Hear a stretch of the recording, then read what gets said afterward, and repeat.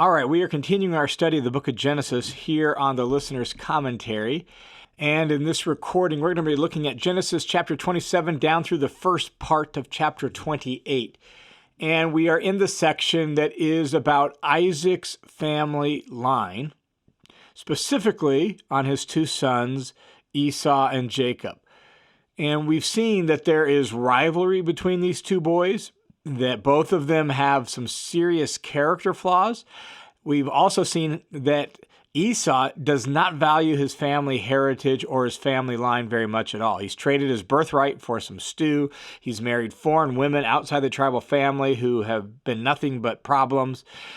We've also seen through the interruption in chapter 26 that God promises to be with Isaac just as he was with Abraham, and to extend his promise and his blessing to Isaac and through Isaac. And we know, at least in hint form, that somehow Esau and his descendants are going to end up serving Jacob and his descendants, that somehow Jacob's going to become primary. He's going to be the heir. We've been given that hint in that word from God to Rebekah. Now, how does all that happen? And what we see beginning here in chapter 27 is we see Jacob, because he's such a schemer, steal the patriarchal blessing. And in keeping with that, then, we see in chapter 28, Isaac conferring on him the covenantal blessing, what we've been calling the line of promise. And so these two chapters really set the stage for how it is that God is going to work through Jacob and not Esau to bring the patriarchal blessing, the covenantal blessing, the line of promise forward. So we pick up in chapter 27, verse 1, where it says, "Now it came about when Isaac was old and his eyes were too dim to see, that he called his older son Esau and said to him, 'My son.' And Esau said to him, 'Here I am.' And Isaac said to him, 'Behold now, I am old, and I don't know the day of my death. Now then, please take your gear, your quiver, and your bow, go out to the field and hunt game for me, prepare a delicious meal for me, such as I love, and bring it to me that I may eat, so that my soul may bless you before I die.'" So that's the setup for what's going to happen in this story. Isaac is old, he's blind, and he's frail, and he figures he could die anytime. Now, based on the chronology of the rest of Genesis, we know he actually lives several decades after this.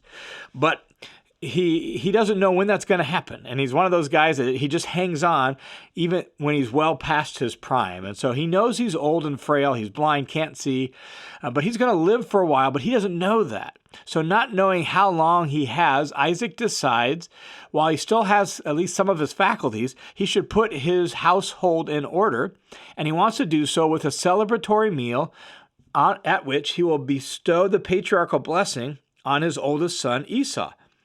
That's what he expects to do. And as we learned in chapter 25, Isaac loves the food that Esau prepares from his wild game. So he tells him to go hunt some, let's make a meal. And at that meal, I am going to confer before the whole household my patriarchal blessing on you. So Esau gathers up his gear and he begins to head out, and he's going to go hunt. But Rebekah was listening in on the conversation, and we know from chapter 25 that she favors Jacob. And she also has this little divine insight that somehow Jacob's going to become primary. So she takes matters into her own hand. And while he was out hunting for game, Rebekah says to Jacob, "Behold, I heard your father speak to your brother Esau, saying, 'Bring me some game, prepare a delicious meal for me, so that I may eat, and bless you in the presence of the Lord before my death.' So now, my son Jacob, listen to me, do as I command you.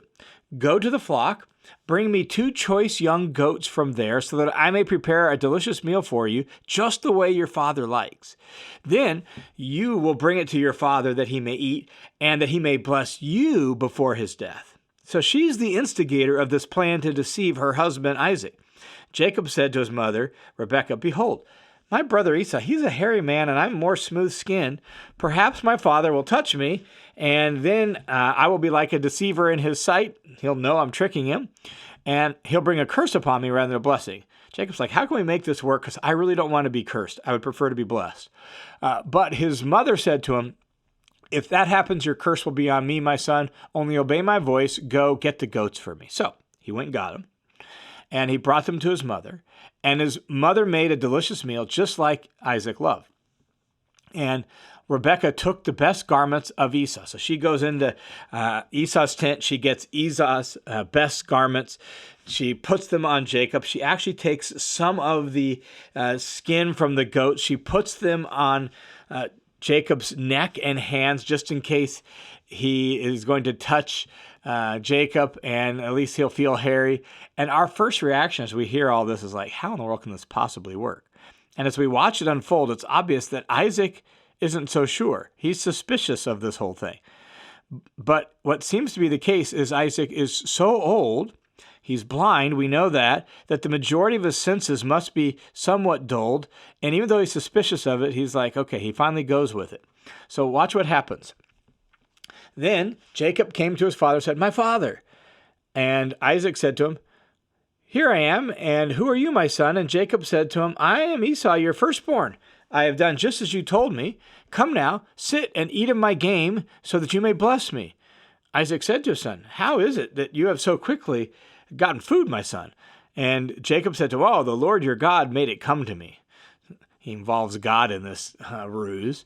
And Isaac said to Jacob, "Please come close so that I may feel you, my son, whether you really are my son Esau or not." So you can tell Isaac's a little skeptical of what's going on here. So Jacob came close to his father Esau, and he touched him, and he said, "Well, the voice sounds like Jacob, but the hands are more like Esau's."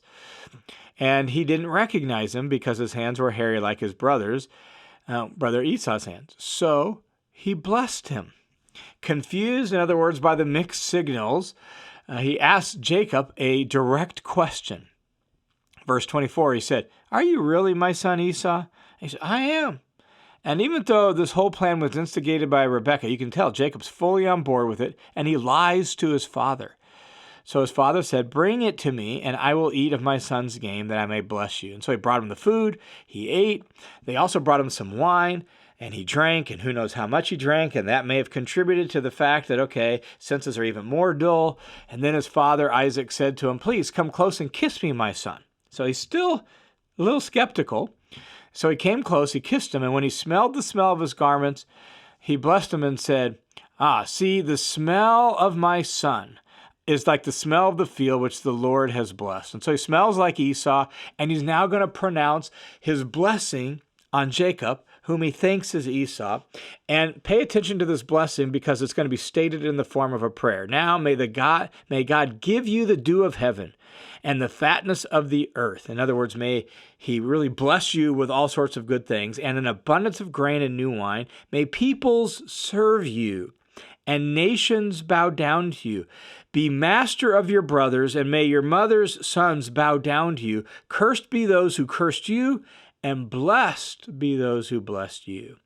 So it's stated in the form of a prayer, and that's because while it expresses the Father's desires, it can only be fulfilled and granted by the one who holds the future, namely God himself. So he states this blessing over him.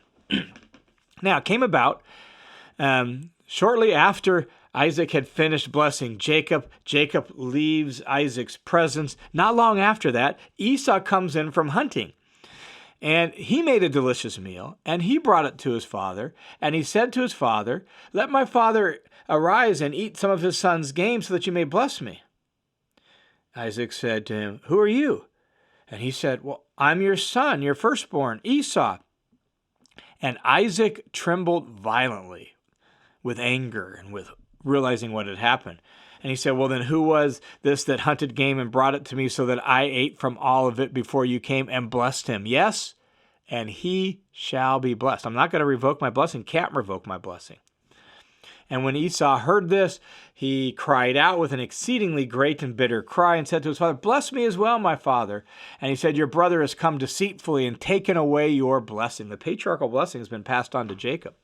And Esau said, "Isn't he rightly named Jacob? For he has betrayed me these 2 times. He stole my birthright. He stole the patriarchal blessing." And he said, "Well, haven't you reserved a blessing for me?" He's begging for his dad for some sort of blessing. But Isaac replied to Esau, "Behold, I have made him your master, and I have given to him all his relatives as servants. In other words, he's going to be the head of the household. He's going to be in charge of this whole thing. And with grain and new wine, I have sustained him. What then can I do for you, my son? I have given my patriarchal blessing to Jacob. And Esau was like, do you only have one blessing, my father? Bless me as well. So Esau raised his voice and wept. And then his father Isaac answered him, and he pronounces something over him that's sort of a blessing, but actually more of a curse. Behold, away from the fertility of the earth shall be your dwelling. You're going to live in desert lands, away from the dew of heaven above. And by your sword you will live. You'll be a man of bloodshed and warfare, and you'll serve your brother. But it will come about when you become restless that you will break his yoke from your neck. So he pronounces sort of this strange sort of forecasting of the future. And so Esau held a grudge against Jacob because of the blessing which he had stolen from his father. And here's what happens. Esau said to himself, the days of mourning for my father are near. He could tell that his dad's frail. He expects him to die fairly soon. After that, I will kill my brother Jacob. Someone, probably a servant in the house or something, came and reported those words to Rebekah. She recognized the seriousness of Esau's words, so she called in Jacob, and she said to Jacob, behold, your brother is consoling himself concerning you by planning to kill you. So then, my son, obey my voice, arise, flee to Haran, up north, where Rebekah had come from, where her family is, flee to Haran to my brother Laban. Stay with him for a few days until your brother's fury subsides, until your brother's anger against you subsides, and he forgets what you did to him.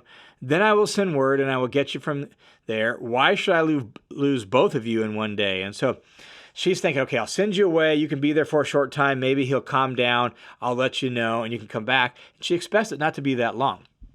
We'll watch as the story unfolds. It turns out to be 20 years. He lives up there for 20 years, and there's a whole sequence of things that happens in the ensuing chapters about that. But she tells Jacob, time to go. And Rebekah said to Isaac, I'm tired of living because of the daughters of Heth. If Jacob takes a wife from the daughters of Heth, like those daughters from the land, what good will my life be to me? And so this is going to be her ruse to send Jacob away, and to do so under Isaac's good favor. Like, I don't want Jacob to take a wife from the sons of Heth like Esau did. So, story continues into chapter 28.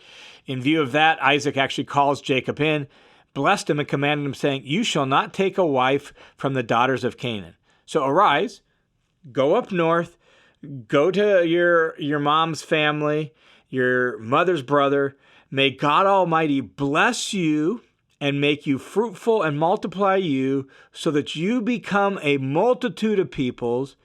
Listen to verse 4 of chapter 28. And may he also give you the blessing of Abraham, and may your descendants have it along with you so that you may possess the land where you live as a stranger, which God gave to Abraham. Notice that. Isaac somehow seems to understand at this point what the situation is, and he confers on Jacob the blessing of Abraham. Obviously, God had spoken to Rebekah during pregnancy about how the older will serve the younger. So Isaac seems to have come to terms with this.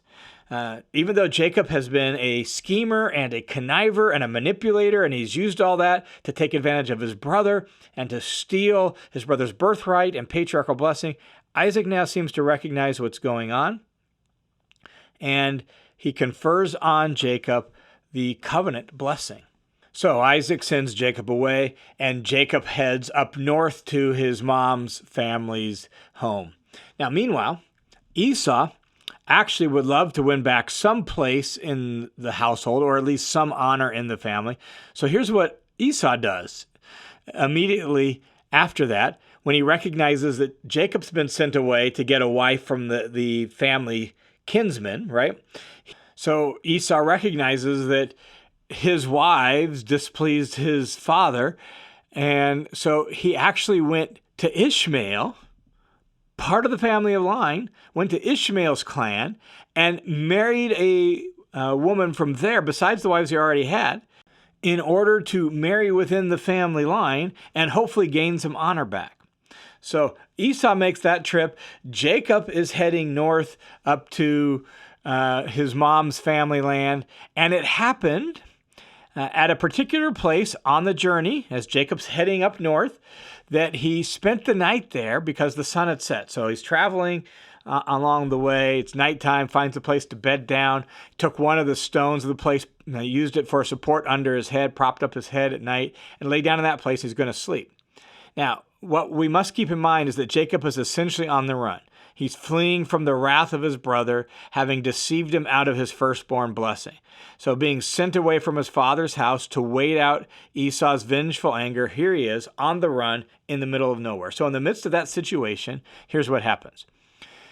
He had a dream in the night, and behold, a ladder was set up on the earth, which with its top reaching into heaven.